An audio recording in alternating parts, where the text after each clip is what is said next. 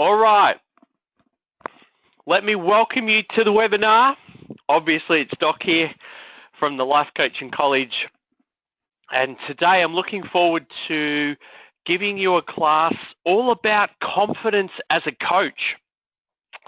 You'll notice just below on your screen there's a little box where you can put your detail, put the questions that you might have in there, and we'll endeavour to get back to those as quickly as we possibly can on the call.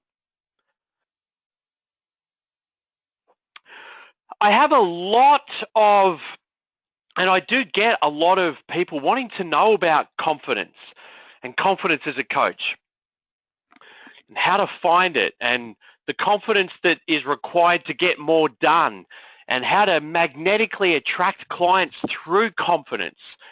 And today, that is exactly what I want to cover. So let's get stuck into it. Successful coaches don't necessarily know more than unsuccessful ones. Here's the thing. They've simply learned to use effective techniques to continuously build and rebuild their confidence while pushing through doubt to take the actions that they need to take in order to be successful. This webinar is all about how you can learn those strategies for yourself. Pretty cool. Understanding what it's really all about. All right, a couple of fun things to play with. What about the P word? Procrastination. When confident people don't know how to do something, they are much more likely to ask for help, to take the time to thoroughly read the manual for whatever it is that they're looking at or the tutorial, to find a qualified outsourced contractor or a VA. When insecure people don't know how to do something, they are more likely to curl up in a little ball, distract themselves with TV or books, maybe make a social telephone call, maybe hang out on Facebook, or fall back onto tasks that they can do, often the ones that don't actually need doing and don't actually take them to the next point they need to get to in their business.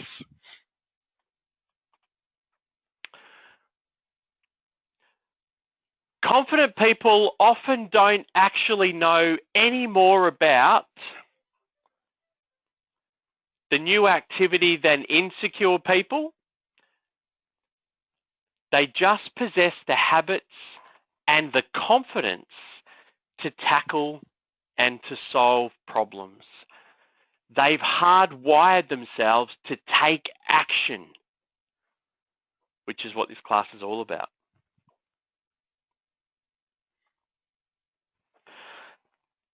Successful coaches are more confident and willing to push through the doubts that they may have. They're more confident to release a new product, to close a sale when they're getting a new client, to go after a joint venture partner, to write a book, to do an interview, to talk, to have a speaking engagement, to create an item for the press, to start a mastermind group, to create a podcast, to host an event, to promote their own stuff instead of the stuff of others. So how do we do it?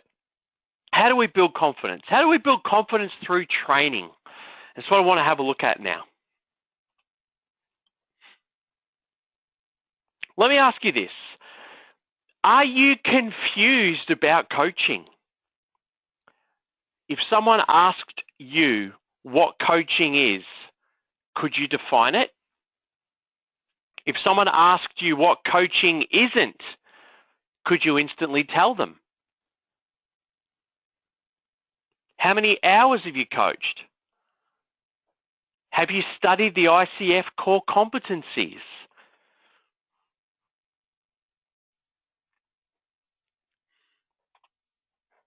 All right, let's have a look. How do we do it? How do we build our confidence through achievement? Here's the thing I want you to get. Your achievements in each day don't have to be big. They can be as little as following up with one client. Maybe going to the gym and having that workout that you promise yourself every day that you haven't done. Going for a run. This is what I like to do. I like to plan to achieve 3 things per day as a minimum. 1 small task, 1 medium task, and then 1 slightly more difficult task, okay, or the one that you might procrastinate about. Me personally, I like to do my most challenging task first thing in the morning. The thing I hate doing, the thing I don't want to do, the thing that takes the most of my brain, I normally do it straight away.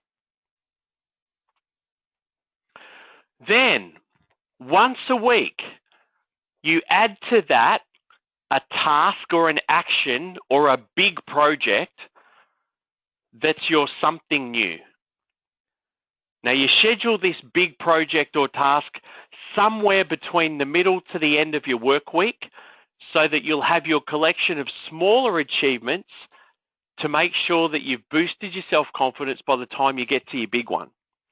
So you're setting yourself up Monday, Tuesday, Wednesday to do lots of little things, getting yourself sorted, and then maybe Wednesday afternoon through Friday you can start working on your big task. These are the ways that you set yourself up for success and you set up your confidence during the week. Now remember, as a coach, part of this can be for you, but part of this can be for your clients.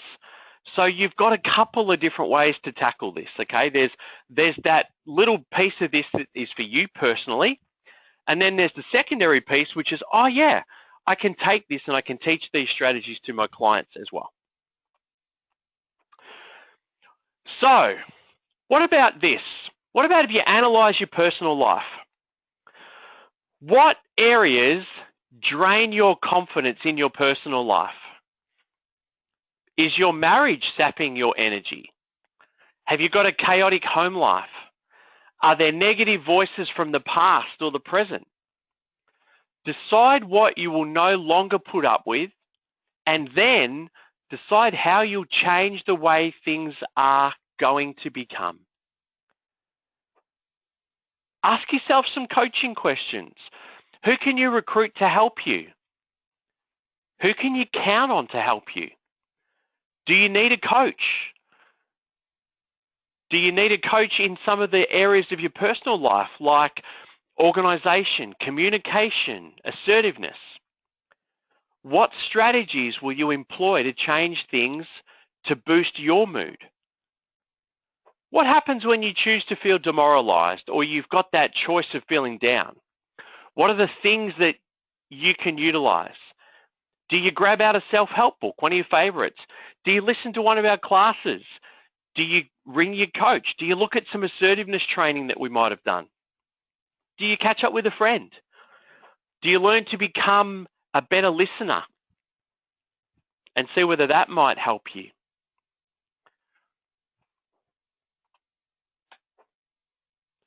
Here's the thing. Even amazing coaches who seem to be phenomenal powerhouses still have days when everything's not as they want. And they still have days where for moments of that day, they choose to feel down.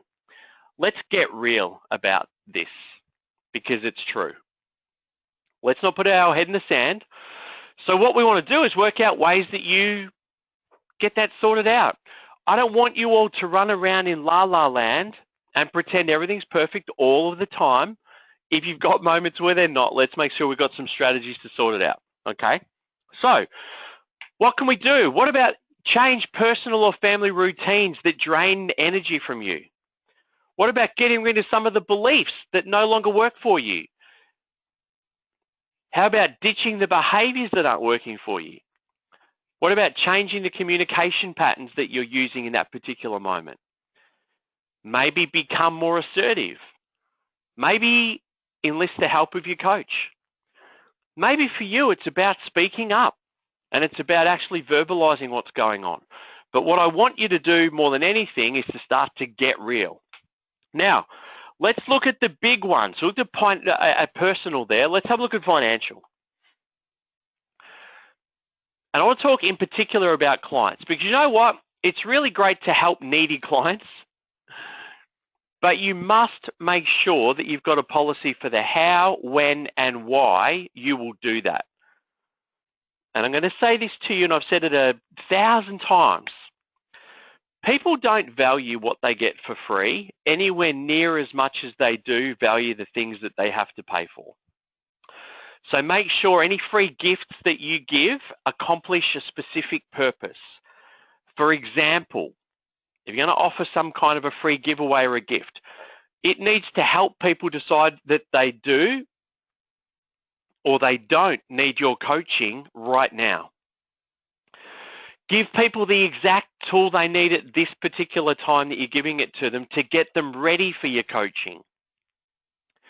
You need to make sure if you're giving something for free that it helps those who can't afford you right now take steps to remedy the situation by helping them to get to the next level so that they can afford you. And you need to also ensure that it gives people options they can use without hurting your financial time in particular, okay? So with regard to the financial side of what you're doing as a coach, those things are important. What about financial bad habits? The biggest one that I see are coaches who continue to do everything themselves. So what I want you to do is take a little audit. Identify the weak areas that you've got. Ask for help. Learn to start hiring qualified people who have got passion and speciality in the area where you might be a little weak. Track how much more billable time as a coach you have when you start to outsource that stuff. And I tell you, if we go back to that the procrastination strategy I talked about earlier, the biggest procrastinating strategy that I see is coaches who spend time doing stuff that they don't need to be doing. Now, this is the other thing you could do, and I've talked about this a lot. What about gearing up with a couple of other coaches who have got some skill sets that you don't have? You might be an amazing one-on-one coach. You might meet some incredible one-to-many coaches. You might meet a couple of coaches who are unbelievable at website design.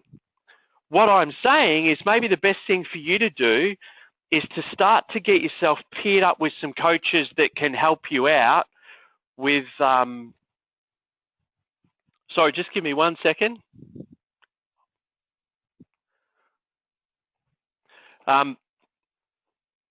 What you might need to do is, if you, sorry, I've just got a guy here who is just measuring something up for me, and we're doing sign language to each other. I'm back. Start to take a bit of the heat off by organising to work with other coaches. I think that's a wonderful idea as well.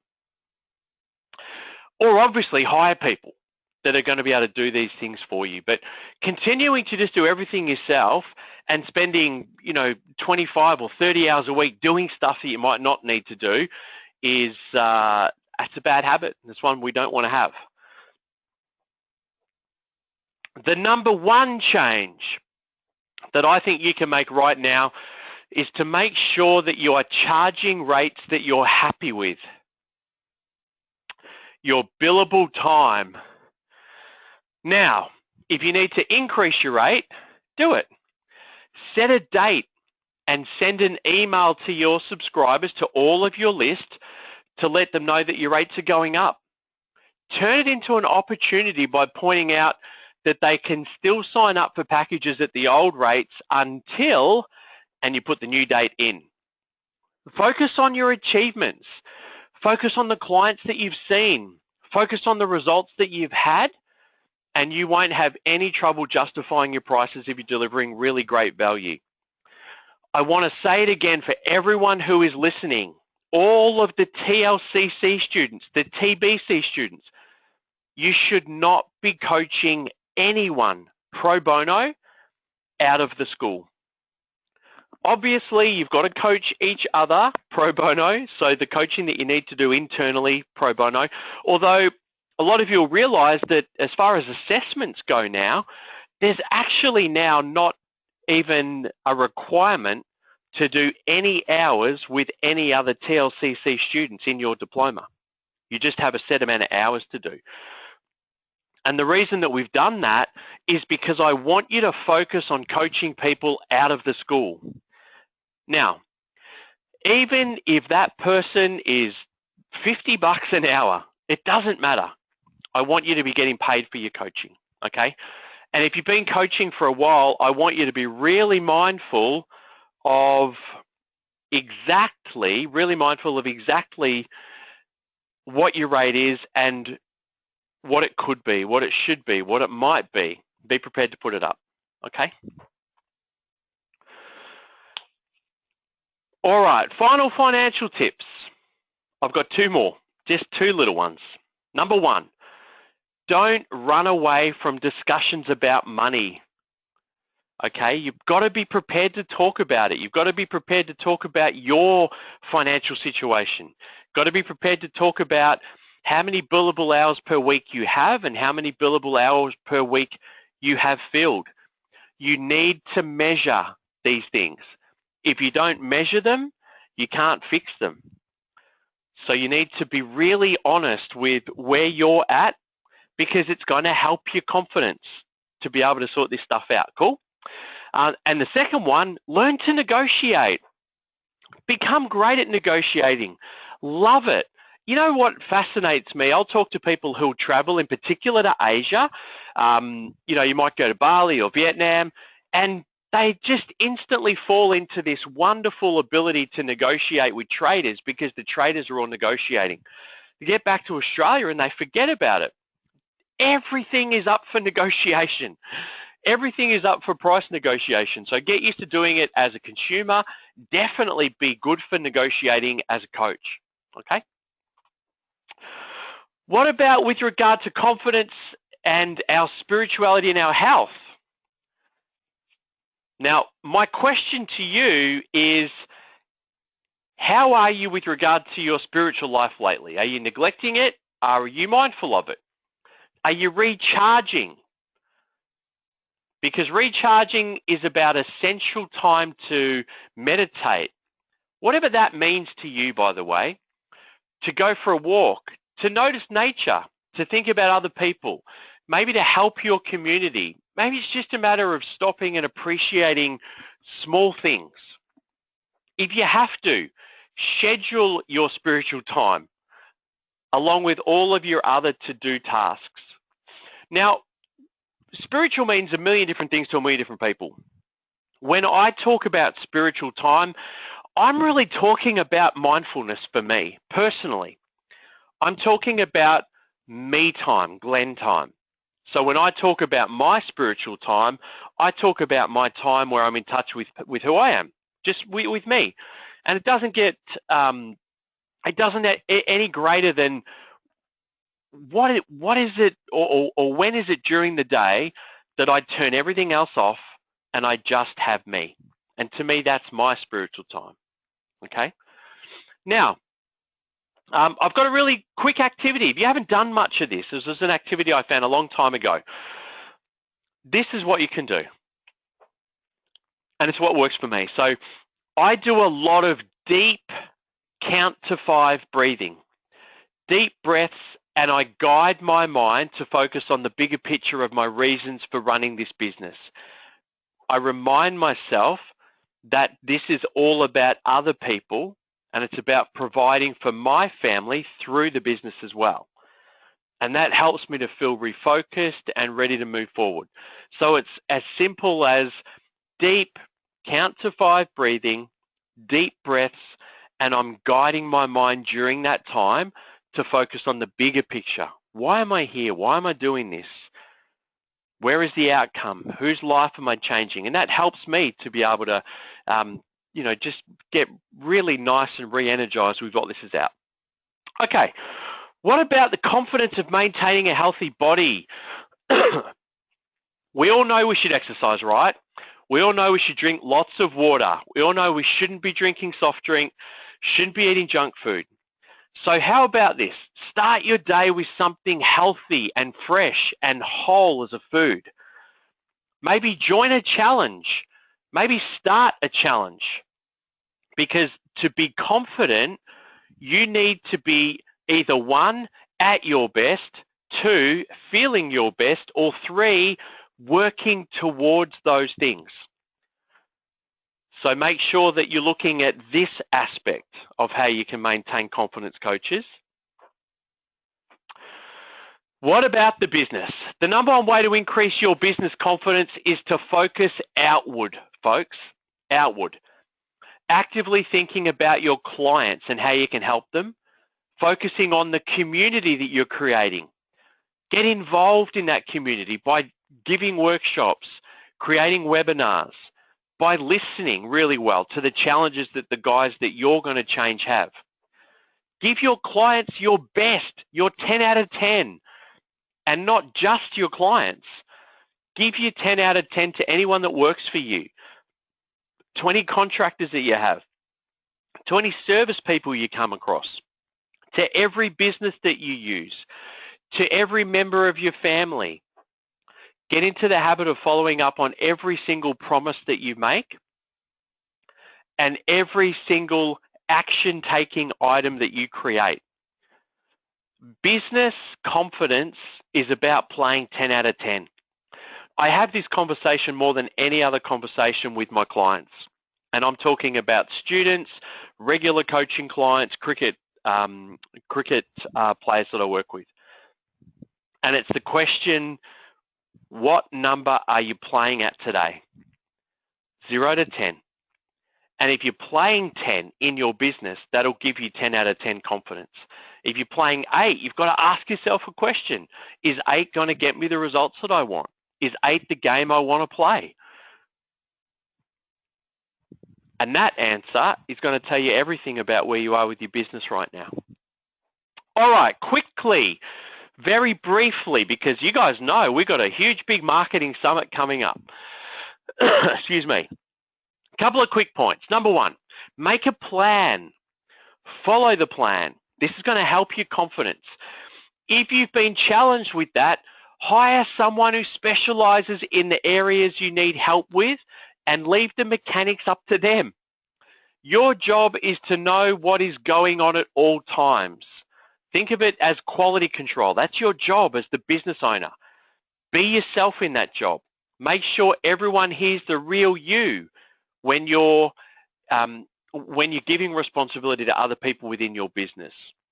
It's about walking the walk as well as talking the talk, and that's going to sell the right people on trying out your coaching, and it's going to sell the right people on wanting to get involved and help you. So quick messages there. Just make sure that you got a plan and you keep the plan. With regard to your marketing, you don't need to do everything yourself. You can outsource every component of it. Don't want to build your website? Outsource it.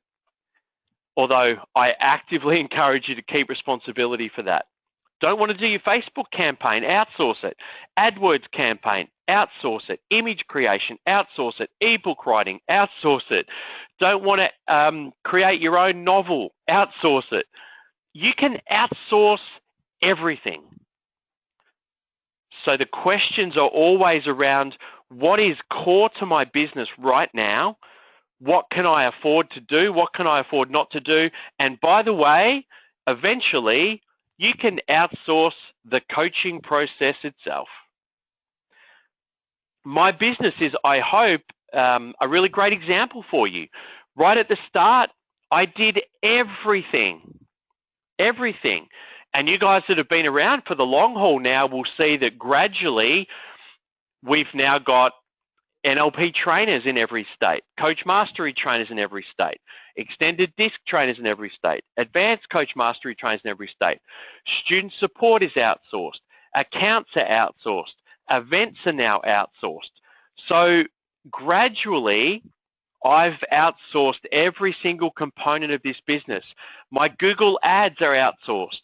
Most of my Facebook advertising is now outsourced. Got the idea? If I want a cover created for something, I outsource it. The only things that I still have 100% control of are all of the web copy, so the actual, the marketing copy. I do all of that. The website itself, I still play with that. But everything else, outsourced. And it gives me incredible confidence to know that at any given time, I can just create a new campaign. It's very cool. Excuse me. Remember, confidence is not about having a superhuman ego. It's about knowing who you are. It's about knowing who you are. It's about taking informed actions every day. It's about being the best you that you can be. It's about changing what drags you down to things that lift you up. It's about fixing gaps. It's about realizing that all of this is not rocket science. It's about process and action and recognition of a challenge and then fixing it. All right, building confidence through association. Going to press a couple of buttons here. I hope it's okay. Do you like that slide? I was going to put a big picture of Donald Trump up, but I wasn't 100% sure about that being the best way to go forward. Simply put, if someone in your life is negative and they drain you, do yourself a favor and fire them. And that goes for negative clients as well. That doesn't mean give up on a client quickly, but if they continuously complain, refuse to take action, if you're allowing them to drag you down, the kindest thing you can do for you and for them is tell them up front that they're wasting their own money and they're wasting their own time. Fire them. I will share very quickly the story about how I had to fire my sister. And my sister rang me one day, and she used to ring and always have whinging complaints, and it was new in my personal development journey. And I remember one day I said, hey, do you know what? I actually do not want to talk to you until you've got something positive to say.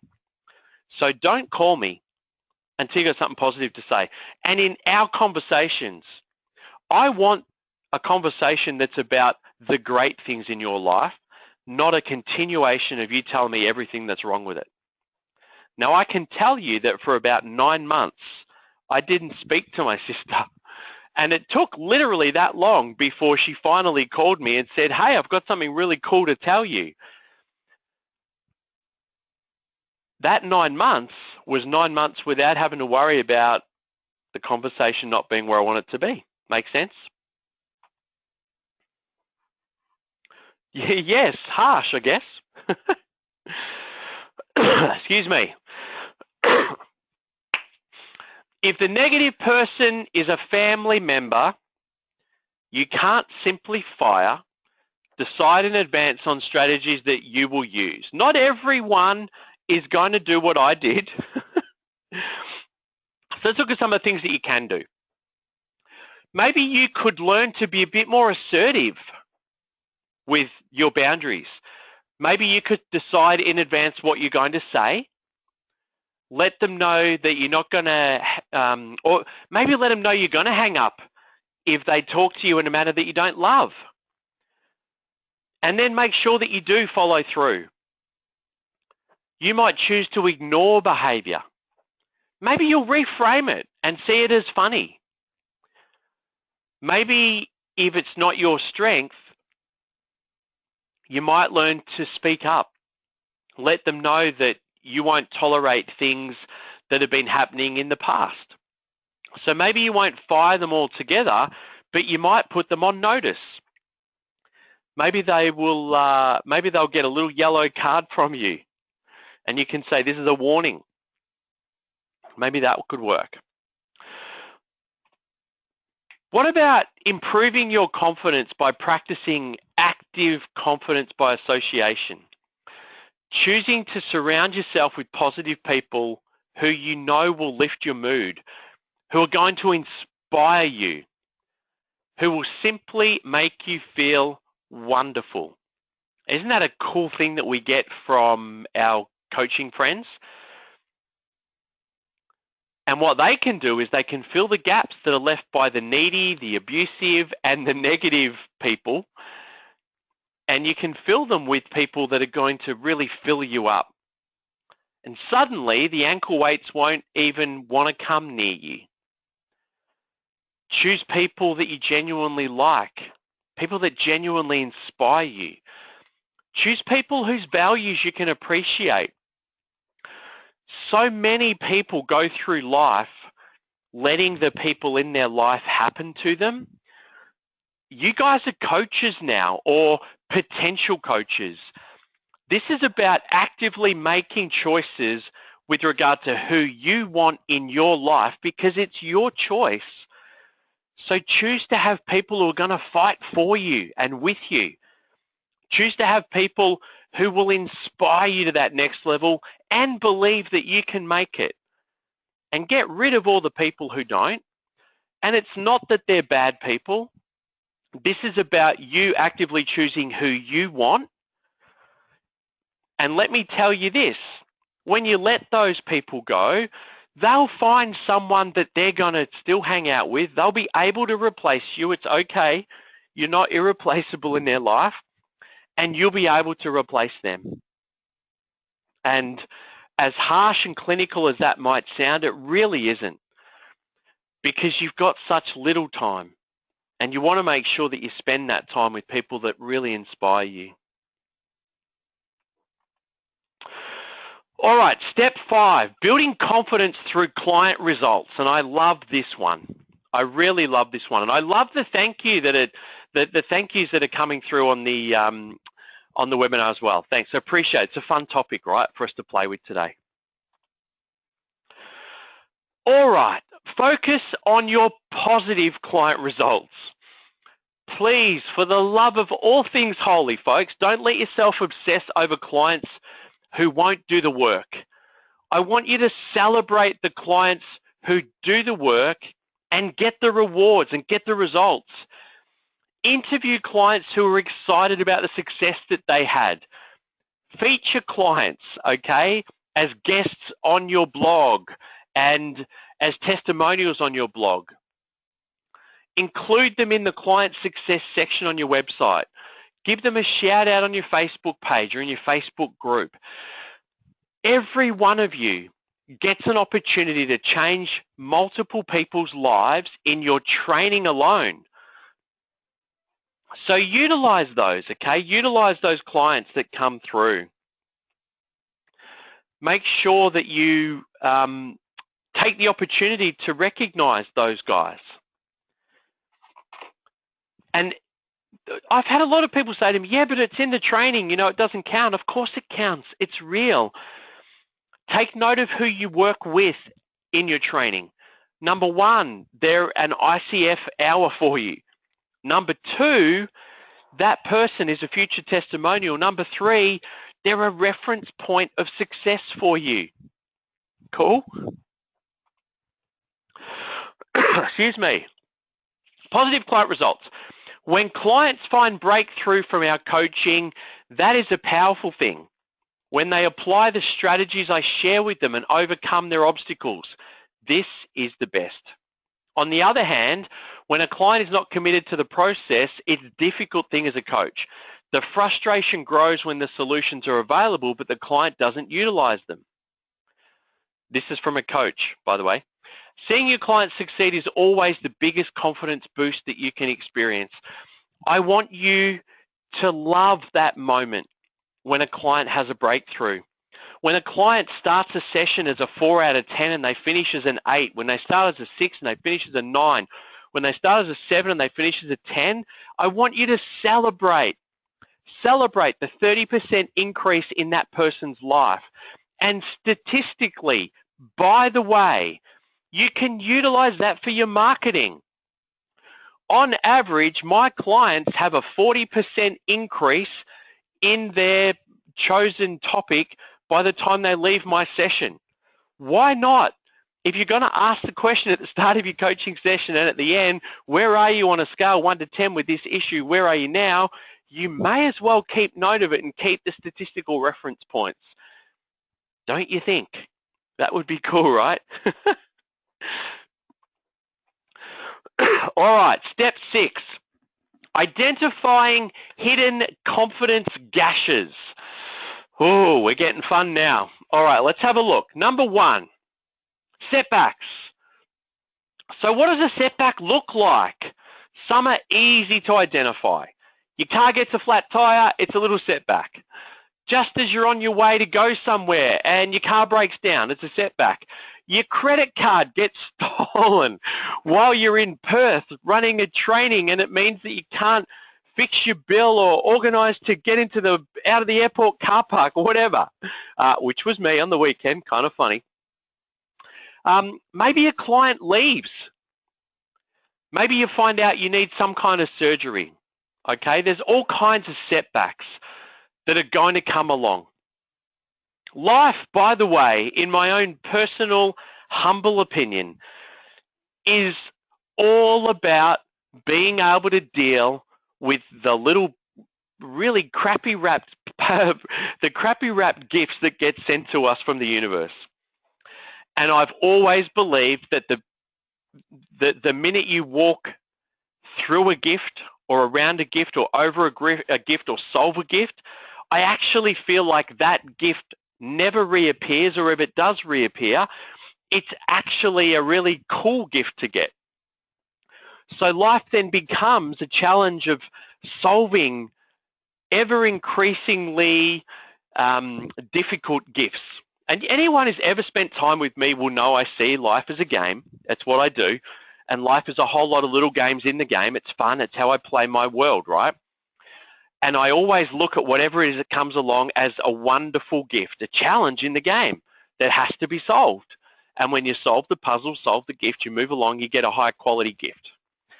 And that's how you go from my biggest challenge today is what will I watch on TV to my biggest challenge today is how will my coaches solve the challenges of 100,000 people this year or whatever it ends up being. Cool?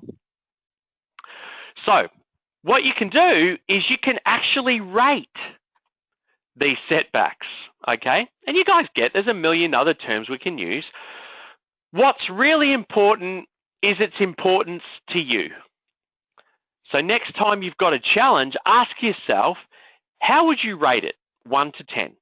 With 1 being minor, minor, minor, and 10 being, wow, this needs a fair bit of my attention. Because context is important. Now let me give you an example. I had the people from GoToWebinar on the phone literally 15 minutes before this class, and I said, hey, my credit card was stolen when I was away on the weekend. My credit card was then obviously cancelled. It's the card I use for GoToWebinar. Midnight last night, you guys turned me off.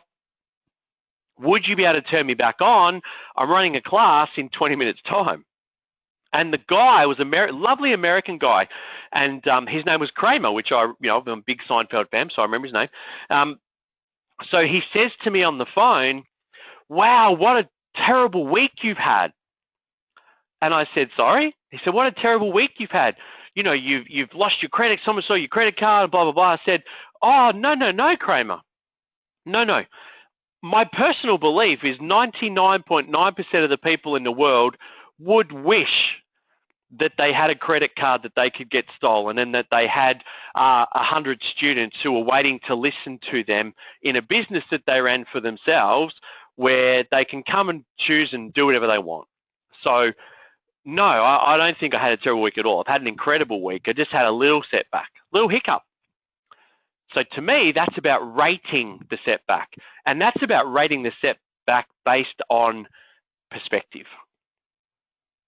Because in my day, and I don't know about you guys, but in my day, 99.9 out of every 100 things that happen would be the greatest dream of just about every other person on the planet. And we live in this country where we are incredibly lucky. We are blessed with opportunity. And every now and then it's good to have a little perspective and just say, wow. And that's how I look at my setbacks, where they might sit out of 10. Now, here's the thing. Once you start rating them, once you start getting some perspective, a wonderful thing happens. The setbacks that you, and I shouldn't really say this about you because I don't know you necessarily, but for me, the setbacks that I used to treat as the end of the world suddenly have their proper place. And it just makes life so easy. It makes it so easy. So I encourage you, when you're looking at your setbacks, add a little perspective and really start to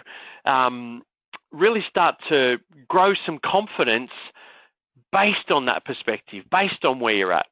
And even if you need to, ask yourself this question.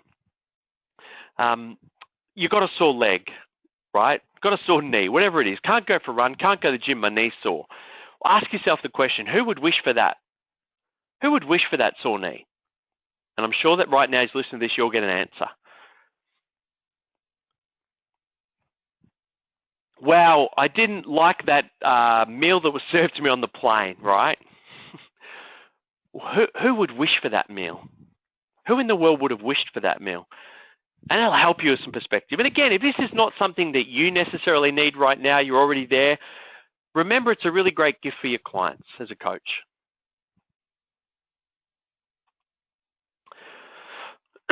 Step 7, one of my favorites, grow your confidence as a coach by finding your true purpose.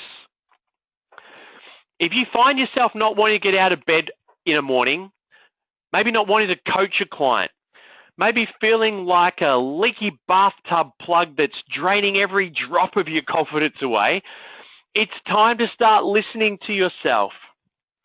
First, identify what is it that you're allowing to drag you down.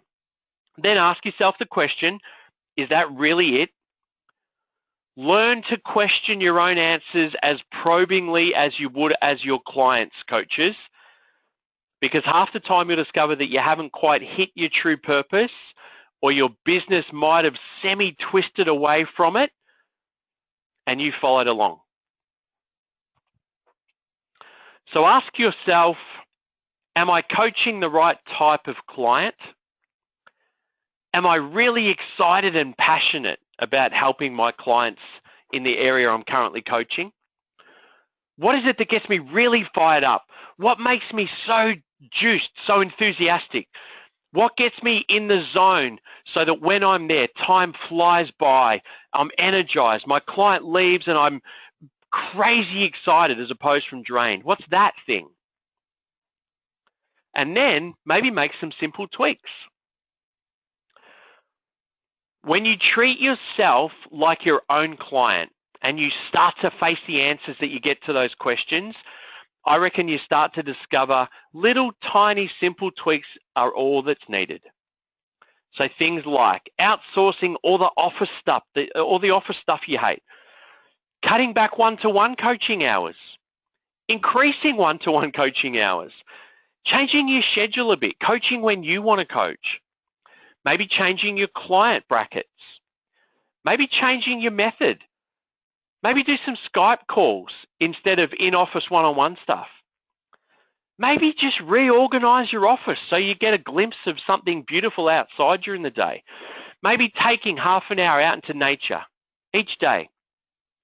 Maybe, and how about this one, coaches, giving yourself a real day off every week, an actual real day off. That'd be cool, right, for some of you?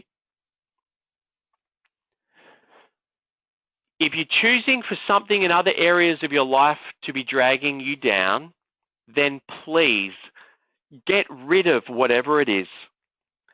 Add some fun back into your life. Make more time for you. Do more of what you love.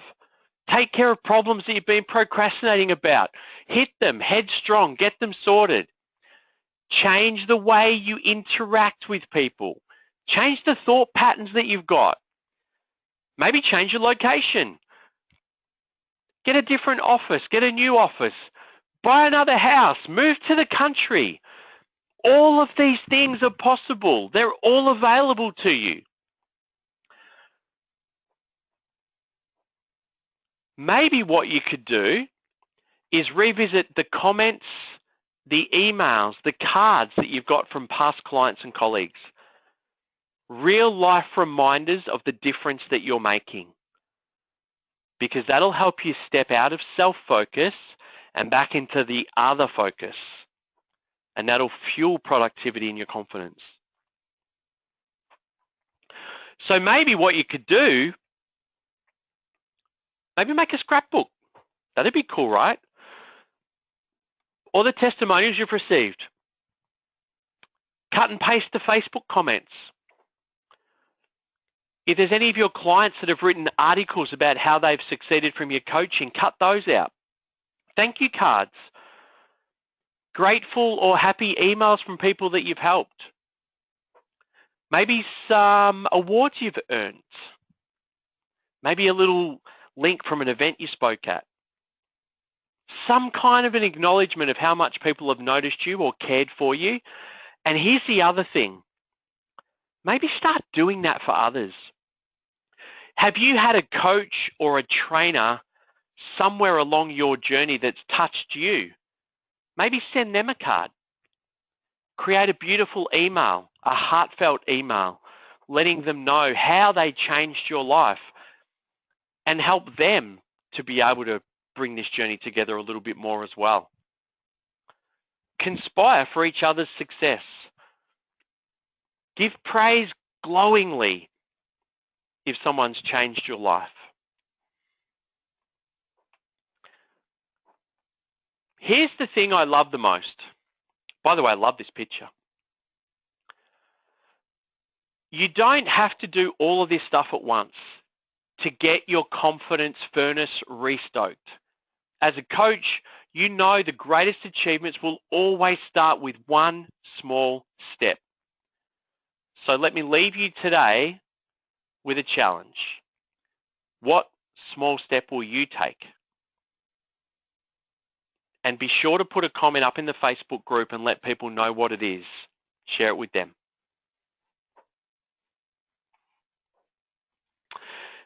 So,